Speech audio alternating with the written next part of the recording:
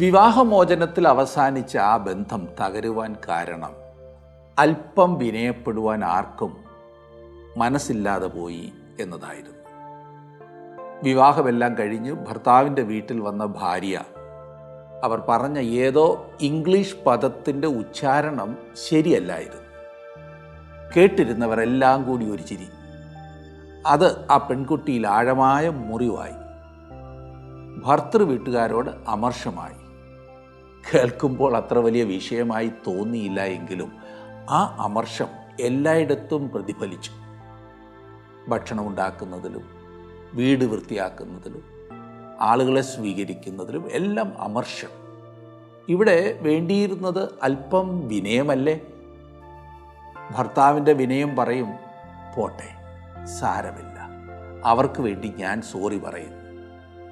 ഭാര്യയുടെ വിനയം പറയും, അടുത്ത പ്രാവശ്യം ഞാൻ ശ്രദ്ധിച്ച് സംസാരിച്ചോളാം, പോട്ടെ.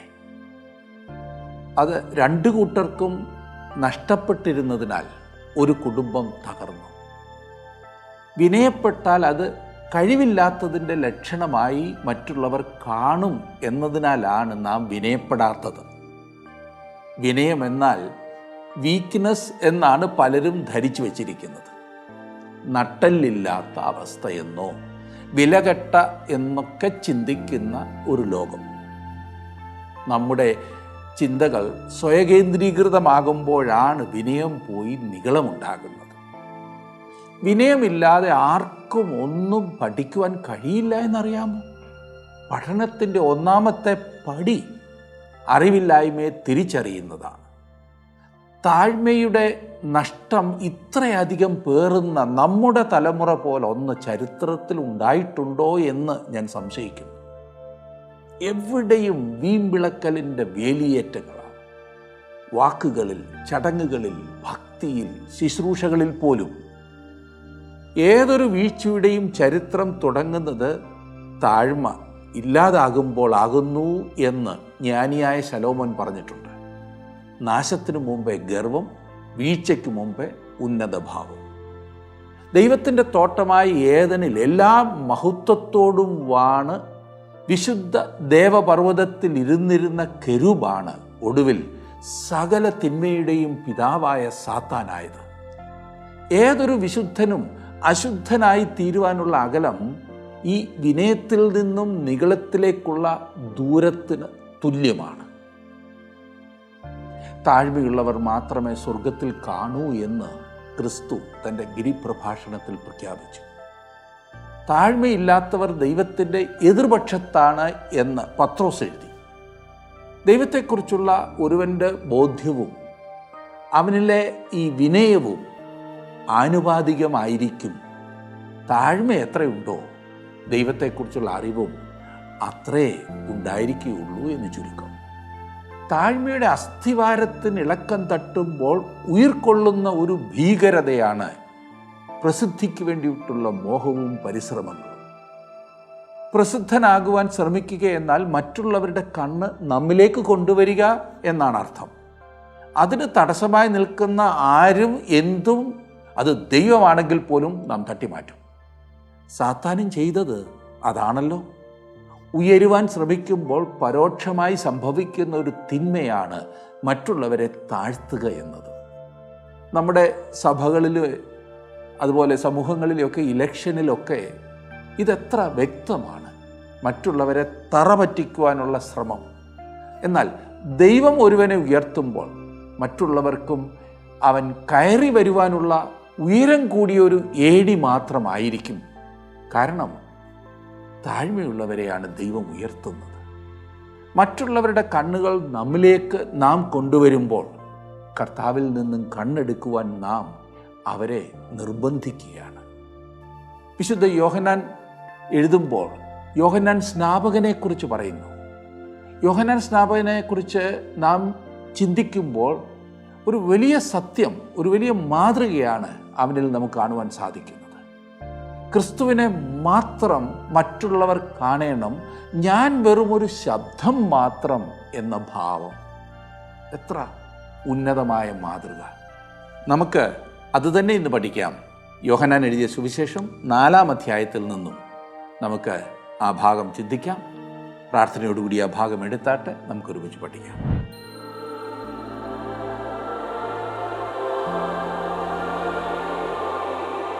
മൂന്നാം അധ്യായത്തിൻ്റെ 22 മുതലുള്ള വാക്യങ്ങൾ നമുക്കൊന്ന് ശ്രദ്ധിക്കാം. 22 മുതൽ 24 വരെയുള്ള വാക്യങ്ങൾ ഞാൻ ആദ്യം വായിക്കാം. അതിൻ്റെ ശേഷം യേശു ശിഷ്യന്മാരുമായി യഹൂദ്യദേശത്ത് വന്ന് അവരോടുകൂടെ സ്നാനം കഴിപ്പിച്ചു കൊണ്ടിരുന്നു. യോഹന്നാനും ശലേമിന് അരികത്ത് ഐനോനിൽ സ്നാനം കഴിപ്പിച്ചു കൊണ്ടിരുന്നു. അവിടെ വളരെ വെള്ളമുണ്ടായിരുന്നു.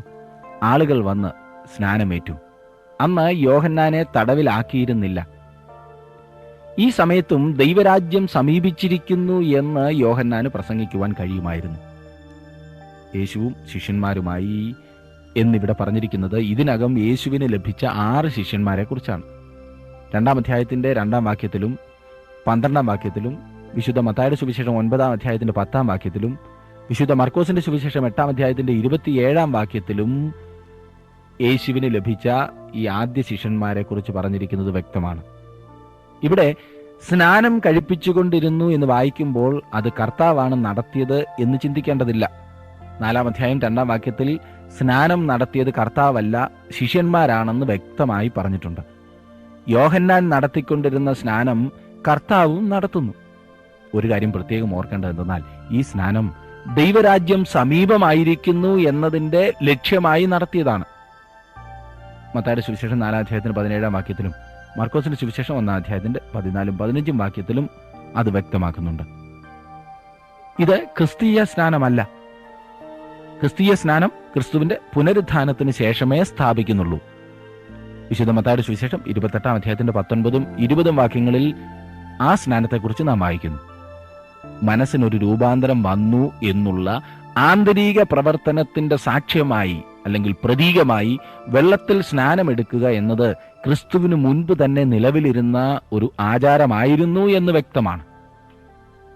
യോഹന്നാനെ തടവിലാക്കിയിരുന്നില്ല എന്ന് മാത്രമേ സുവിശേഷകൻ ഇവിടെ പറയുന്നുള്ളൂ. യേശുവിൻ്റെ പരീക്ഷയ്ക്ക് ശേഷമാണ് യോഹന്നാൻ തടവിലായതെന്നും അതിനുള്ള കാരണങ്ങളും മറ്റു സുവിശേഷങ്ങളിൽ നിന്നും നമുക്ക് മനസ്സിലാക്കാവുന്നതത്രേ. ആദ്യത്തെ 3 സുവിശേഷകന്മാർ യോഹന്നാനെ തടവിലാക്കിയ ശേഷമുള്ള യേശുവിൻ്റെ ഗലീല ശുശ്രൂഷ വിവരിക്കുമ്പോൾ യോഹന്നാൻ, അതായത് ഈ സുവിശേഷകൻ, യഹൂദ്യയിലെ യേശുവിൻ്റെ ശുശ്രൂഷയാണ് വിവരിക്കുന്നത്. 25-ഉം 26-ഉം വാക്യങ്ങൾ നോക്കിക്കേ. യോഹന്നാന്റെ ശിഷ്യന്മാരിൽ ചിലർക്ക് ഒരു യഹൂദനുമായി ശുദ്ധീകരണത്തെക്കുറിച്ച് ഒരു വാദമുണ്ടായി.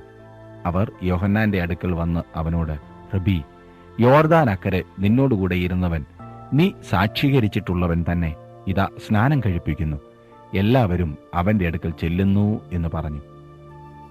ഇവിടെ ഇതാ 2 നേതാക്കന്മാർ. അണികൾക്ക് ആകെ പ്രശ്നം. ഇവിടെ ഒരു വാദത്തെക്കുറിച്ച് പറയുന്നു. ക്രിസ്തുവും യോഹന്നാനും ഒരേ സമയത്ത് സ്നാനം കഴിപ്പിച്ചുകൊണ്ടിരുന്നതാണ് ഈ വാദത്തിന് അടിസ്ഥാനം. യോഹന്നാൻ സാക്ഷ്യപ്പെടുത്തിയവനും സ്നാനപ്പെടുത്തിയവനുമായ യേശു സ്നാനം കഴിപ്പിക്കുന്നത് യോഹന്നാന്റെ ശുശ്രൂഷയെ കടന്നാക്രമിക്കുകയാണെന്ന് ഈ ശിഷ്യന്മാർക്ക് തോന്നി. തന്മൂലം യോഹന്നാന്റെ എതിരാളിയായി യേശുവിനെ അവർ കാണുവാൻ തുടങ്ങി. വളരെ ശ്രദ്ധേയമായ ഒരു പ്രസ്താവനയാണ് 26-ാം വാക്യത്തിൽ നാം കാണുന്നത്. യോഹന്നാന്റെ ശിഷ്യന്മാർ അസൂയാലുക്കളായിരുന്നു എന്നത്രേ ഞാൻ ചിന്തിക്കുന്നത്. യേശുവിന്റെ പേര് യോഹന്നാൻ ഉപയോഗിക്കരുതെന്നത്രേ ഈ ശിഷ്യന്മാർ യോഹന്നാനെ ഗുണദോഷിക്കുന്നത്. യോഹന്നാൻ ഇത്രയും പബ്ലിസിറ്റി യേശുവിന് കൊടുത്തതാണ് ആകെ കുഴപ്പമായത്. അവനങ്ങ് വളർന്നു പോകുകയാണ്. യോഹന്നാൻ ആരംഭത്തിൽ യേശുവിനെ കുറിച്ച് സാക്ഷ്യം പറയരുതായിരുന്നു എന്നത്രേ ശിഷ്യന്മാരുടെ അഭിപ്രായം.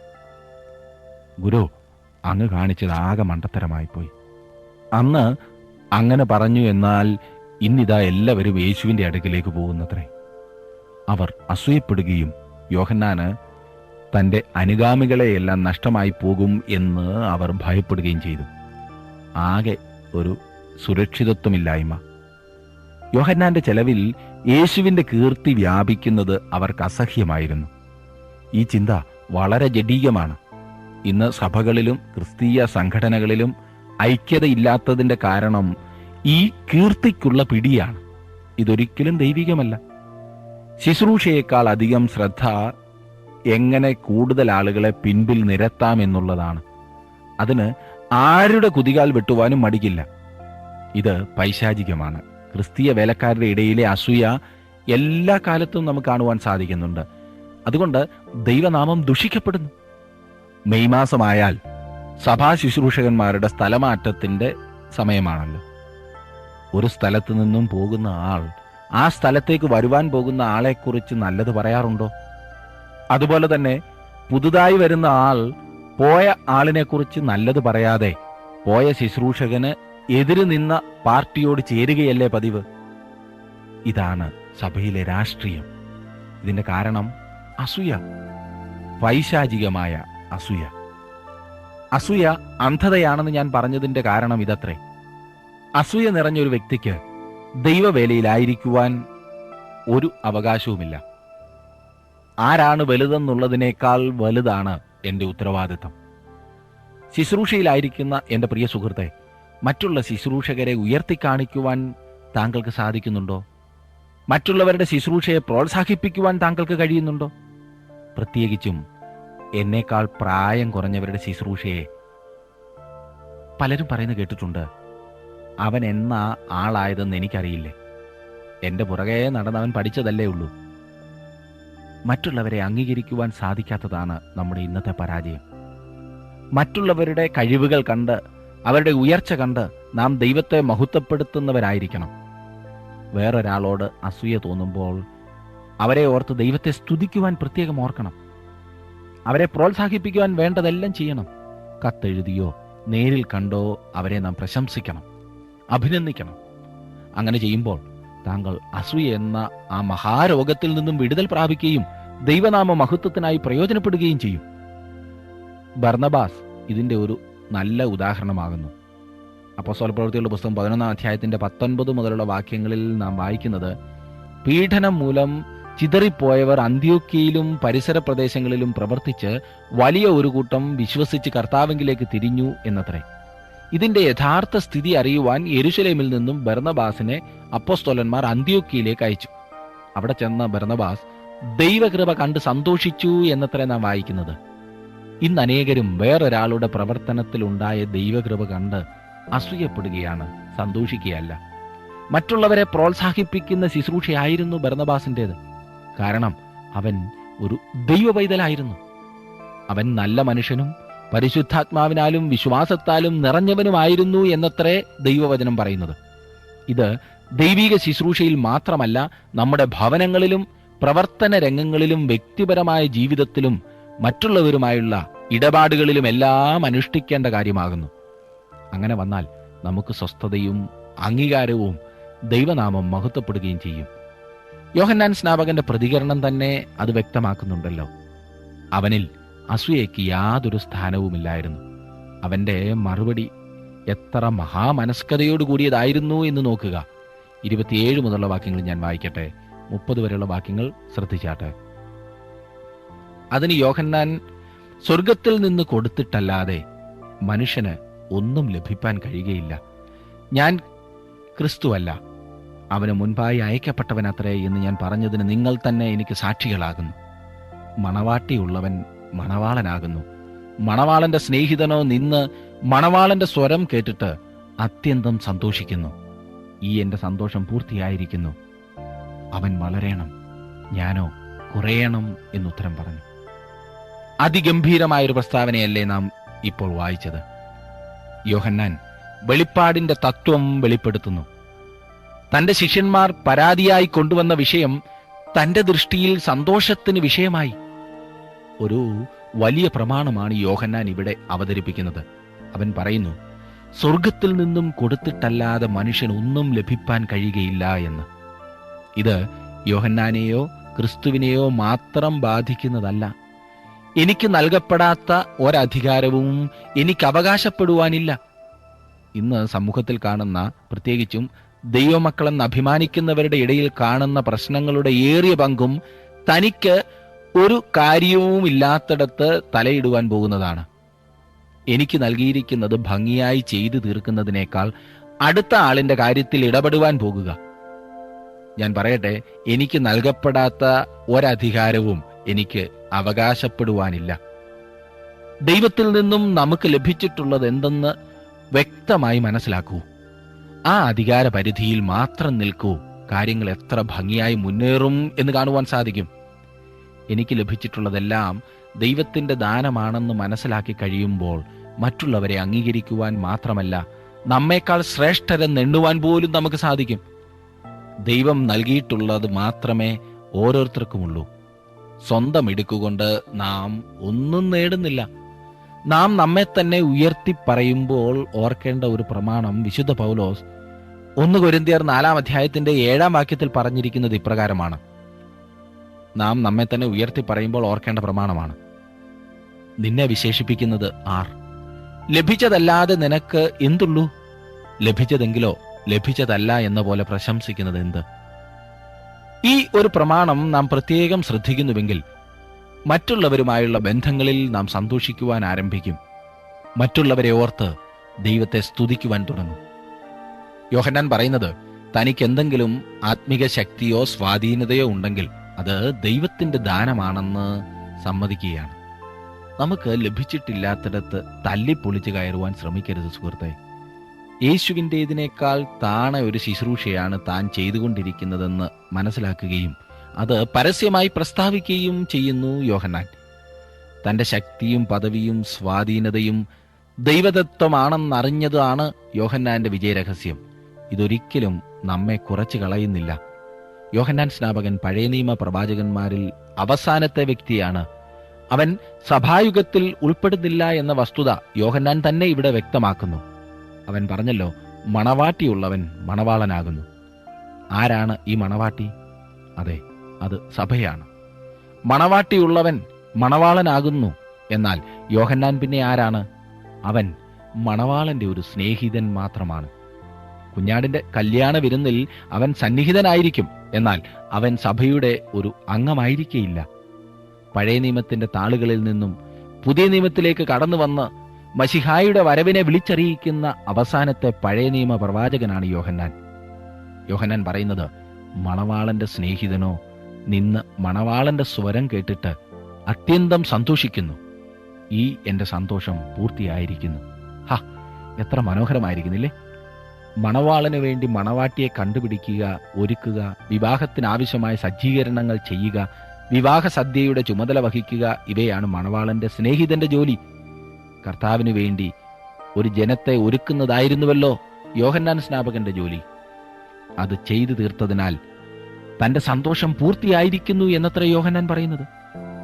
അസൂയയല്ല, സന്തോഷം, പൂർത്തിയായ സന്തോഷം.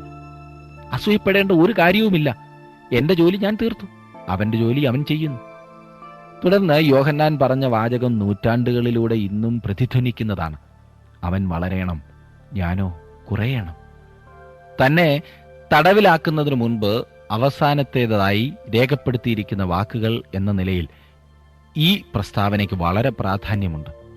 യോഹന്നാനെ ശ്ലാഘിക്കുന്നവർക്ക് കനത്ത പ്രഹരമായിരുന്നു ഈ വാക്കുകൾ. തന്റെ ജീവിത ലക്ഷ്യം എന്തെന്ന് യോഹന്നാൻ വ്യക്തമാക്കുന്നു. കർത്താവിനെ സ്നേഹിക്കുന്നവർക്കെല്ലാം ഉണ്ടായിരിക്കേണ്ട ഒരു ലക്ഷ്യമാണിത്. നാം കുറഞ്ഞാണ് അവൻ വളരേണ്ടത്. നമുക്ക് കുറയുവാൻ മനസ്സില്ല എങ്കിൽ അവിടുന്ന് വളരില്ല എന്നത് തീർച്ചയാണ്. ക്രിസ്തു മഹിമപ്പെടണം എന്ന ഒരൊറ്റ ലക്ഷ്യത്തോടെ ഞാൻ പ്രസംഗിക്കുന്നില്ല എങ്കിൽ, ഞാൻ പാടുന്നില്ല എങ്കിൽ, ഞാൻ പ്രവർത്തിക്കുന്നില്ല എങ്കിൽ ഞാൻ കപടഭക്തനാണ്. എന്നെ കാണിക്കുവാൻ, എന്റെ കഴിവുകളെ പരസ്യം ചെയ്യുവാനുള്ള ശ്രമം ഒരിക്കലും ദൈവനാമ മഹത്വത്തിനാകുകയില്ല. ഇന്ന് വ്യക്തികൾക്കാണല്ലോ മാനം മുഴുവൻ പോകുന്നത്. മാനവും മഹത്വവും എല്ലാം അറുക്കപ്പെട്ട കുഞ്ഞാടിന് എന്ന് നാം പ്രാർത്ഥിക്കും. വാസ്തവത്തിൽ ആർക്കാണ് മാനം പോകുന്നത്, മഹത്വം പോകുന്നത്? ഇന്നാരുടെ പ്രസംഗം, ഇന്നാരുടെ പാട്ട്, ഇന്നാരുടെ വായന, ഇങ്ങനെയല്ലേ നാം സാധാരണ പറയാറുള്ളത്? സുഹൃത്തെ, ഈ പ്രവണത ക്രിസ്തുമാർഗത്തിന് വളരെയധികം ദോഷം മാത്രമേ വരുത്തുന്നുള്ളൂ. സദാസമയവും യേശു വളരണം, ഞാനോ കുറയണം എന്ന് ആത്മാർത്ഥമായി പ്രസ്താവിക്കുവാൻ താങ്കൾക്ക് കഴിയുമോ? ക്രിസ്തു വളരുന്നതിന് കഠിന ത്യാഗവും ക്ലേശവും ചിലപ്പോൾ ജീവൻ തന്നെയും അവൻ നമ്മിൽ നിന്നും ആവശ്യപ്പെട്ടേക്കാം. പക്ഷേ നമ്മുടെ അഭിമാനത്തിന് ക്ഷതം സംഭവിക്കുന്ന ഒരു ചെറിയ കാര്യം പോലും നാം വിടില്ല. അതല്ലേ പരമാർത്ഥം. അവിടെ നാം കടിച്ചു ഞാലും. ഞാൻ അല്പമൊന്ന് കുറയും, അല്ലെങ്കിൽ മറ്റുള്ളവർ എന്നെ, എൻ്റെ കഴിവുകളെ വേണ്ട വിധത്തിൽ മനസ്സിലാക്കാത്ത അവസ്ഥ വരും എന്ന് തോന്നുന്നിടത്തെല്ലാം നാം ഇടിച്ചു കയറി സ്വയം ഉയർത്തുവാൻ ശ്രമിക്കും. മറ്റുള്ളവരുടെ ശ്രദ്ധ പിടിച്ചു പറ്റുവാനാണ് നമ്മുടെ ശ്രമം മുഴുവനും. അതുകൊണ്ട് തന്നെ ക്രിസ്തുവിനെ നാം പുറകിൽ എറിഞ്ഞു കളയുന്നു. ഒരു സ്വയപരിശോധനയ്ക്കുള്ള സമയമാകട്ടെ ഇത് സുഹൃത്തെ. വൈൻ എന്ന ദൈവദാസൻ ഈ ഭാഗത്തെക്കുറിച്ച് എഴുതിയിരിക്കുന്നത് വളരെ ശ്രദ്ധേയമാണ്.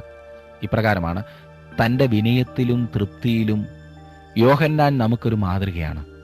മണവാളനായ ക്രിസ്തുവിനോട് നമുക്കുള്ള ബന്ധത്തിൻ്റെ അടുപ്പം യോഹന്നാൻ ഉണ്ടായിരുന്നതിനേക്കാൾ ദൃഢതരമാണെന്നതിന് യാതൊരു സംശയവുമില്ല. നമ്മുടെ എല്ലാ വഴികളിലും ചുറ്റുപാടുകളിലും ക്രിസ്തു മഹത്വപ്പെടുക എന്ന ഒരു കാര്യമാണ് നമുക്കും സർവപ്രധാനമായിരിക്കേണ്ടത്. നാം എത്ര തന്നെ വെറുക്കപ്പെട്ടാലും, നമ്മുടെ കഷ്ടതകളും പോരാട്ടങ്ങളും എത്ര തന്നെ കൂടുതലായിരുന്നാലും, ക്രിസ്തു നമ്മിൽ കൂടി മഹത്വപ്പെടുക എന്ന ലക്ഷ്യമാണ് നമ്മുടെ ആഗ്രഹങ്ങളെയും ഇച്ഛകളെയും ലക്ഷ്യത്തെയും ഭരിക്കുന്നതെങ്കിൽ നമുക്ക് ക്ഷേമമല്ലാതെ മറ്റൊന്നും വരികയില്ല. എത്ര അർത്ഥവത്തായ വാക്കുകൾ! നമുക്ക് ഇതൊന്ന് പരിശോധിച്ച് നോക്കാം. മറ്റുള്ളവരുമായുള്ള ബന്ധത്തിൽ ആകെ നിരാശപ്പെട്ടിരിക്കുന്ന പ്രിയ സുഹൃത്തെ, ഈ വലിയ പ്രമാണം ജീവിതത്തിൽ ഒന്ന് പ്രാവർത്തികമാക്കുവാൻ ദൈവത്തിൽ ആശ്രയിക്കുമോ? അസൂയ ആയുസിനെ കാർന്നു തിന്നുന്ന പ്രിയ സുഹൃത്തെ, ഇതാ താങ്കൾക്ക് രക്ഷപ്പെടുവാൻ വലിയൊരു പ്രമാണം. താങ്കൾക്ക് ആരെക്കുറിച്ചാണോ അസൂയ, ആ വ്യക്തി വളരണം എന്ന് ചിന്തിച്ച് പ്രവർത്തിക്കുമോ? അങ്ങനെ വന്നാൽ താങ്കൾക്ക് ക്ഷേമമല്ലാതെ മറ്റൊന്നും വരികയില്ല. അസൂയ താങ്കളെ കാർന്നു തിന്നുവാൻ അനുവദിക്കരുത്. നാം അല്ലാത്തത് ആകുവാനുള്ള ശ്രമമാകുന്നു അസൂയയ്ക്ക് കാരണം. ദൈവകരങ്ങളിൽ സമർപ്പിക്കുമെങ്കിൽ നമ്മെ താൻ ആഗ്രഹിക്കുന്നിടത്ത് സന്തോഷത്തോടെ നിർത്തുവാൻ ദൈവം സഹായിക്കും. യോഹന്നാൻ സ്നാപകന്റെ വിജയം നമ്മുടെ വിജയമായിരിക്കട്ടെ. അങ്ങനെ യോഹന്നാന്റെ ശുശ്രൂഷ അവസാനിക്കുകയാണ്. എന്നാൽ അവൻ പൂർത്തിയായ ഒരു സന്തോഷത്തോടെയാണ് വിടവാങ്ങുന്നത്. എന്നാൽ ലോകം നോക്കുമ്പോൾ യോഹന്നാൻ സ്നാപകന്റെ വാങ്ങൽ ഒരു ദുഃഖ പര്യവസാനിയായിരുന്നു, ഇല്ലേ? എന്നാൽ ദൈവത്തിന്റെ അളവുകോൽ വ്യത്യസ്തമാണ്. അതായിരുന്നു യോഹന്നാനും ഉണ്ടായിരുന്നത്. തുടർന്ന് പറയുന്നത് ശ്രദ്ധിച്ചാലും 31 മുതൽ 36 വരെയുള്ള വാക്യങ്ങൾ: മേലിൽ നിന്ന് വരുന്നവൻ എല്ലാവർക്കും മീതെയുള്ളവൻ, ഭൂമിയിൽ നിന്നുള്ളവൻ ഭൗമികനാകുന്നു. ഭൗമികമായത് സംസാരിക്കുന്നു. സ്വർഗത്തിൽ നിന്ന് വരുന്നവൻ എല്ലാവർക്കും മീതെയുള്ളവനായി താൻ കാണുകയും കേൾക്കുകയും ചെയ്തത് സാക്ഷീകരിക്കുന്നു. അവന്റെ സാക്ഷ്യം ആരും കൈക്കൊള്ളുന്നില്ല. അവന്റെ സാക്ഷ്യം കൈക്കൊള്ളുന്നവൻ ദൈവം സത്യവാൻ എന്നുള്ളതിന് മുദ്രയിടുന്നു. ദൈവം അയച്ചവൻ ദൈവത്തിന്റെ വചനം പ്രസ്താവിക്കുന്നു. അവൻ ആത്മാവിനെ അളവ് കൂടാതെയല്ലോ കൊടുക്കുന്നത്. പിതാവ് പുത്രനെ സ്നേഹിക്കുന്നു. സകലവും അവന്റെ കയ്യിൽ കൊടുത്തുമിരിക്കുന്നു. പുത്രനിൽ വിശ്വസിക്കുന്നവന് നിത്യജീവനുണ്ട്. പുത്രനെ അനുസരിക്കാത്തവനോ ജീവനെ കാണുകയില്ല. ദൈവക്രോധം അവന്റെ മേൽ വസിക്കുന്നതേയുള്ളൂ. ഈ വാക്കുകൾ യോഹന്നാൻ സ്നാപകന്റേതാണോ അതോ അപ്പോസ്തലനായ യോഹന്നാന്റേതാണോ എന്നൊരു അഭിപ്രായ വ്യത്യാസമുണ്ട്. എന്നാൽ ഈ സുവിശേഷത്തിന്റെ ലേഖകനായ വിശുദ്ധ യോഹന്നാൻ അപ്പോസ്തലന്റെ സാക്ഷ്യമാകുന്നു ഈ വാക്കുകൾ എന്നുള്ളതിനാണ് കൂടുതൽ തെളിവുകൾ. ആ വാദപ്രതിവാദത്തിലേക്ക് ഞാൻ കടക്കുന്നില്ല. യേശുക്രിസ്തുവിനെക്കുറിച്ച് യോഹന്നാൻ നല്ല സാക്ഷ്യം കൊടുക്കുകയും യേശു കർത്താവ് ഉന്നതനും ശ്രേഷ്ഠനുമാണെന്ന് വ്യക്തമാക്കുകയും ചെയ്യുന്നു. എത്ര അതിമഹത്തായ പ്രസ്താവനകൾ ഈ ഭാഗത്തുണ്ടെന്ന് ശ്രദ്ധിച്ചാലും യേശുക്രിസ്തുവാണ് മേലിൽ നിന്ന് വരുന്നവൻ. യോഹന്നാൻ സ്നാപകനും അവന് മുൻപുണ്ടായിരുന്ന പ്രവാചകന്മാരുമെല്ലാം ഭൂമിയിൽ നിന്നുള്ളവർ അത്രേ. യേശുക്രിസ്തു മേലിൽ നിന്ന് വന്നവൻ എന്നല്ല, വരുന്നവൻ എന്നത്രേ പറഞ്ഞിരിക്കുന്നത്. അതെങ്ങനെയാണ് യോജിക്കുന്നത്? അവൻ വന്നു കഴിഞ്ഞില്ലേ?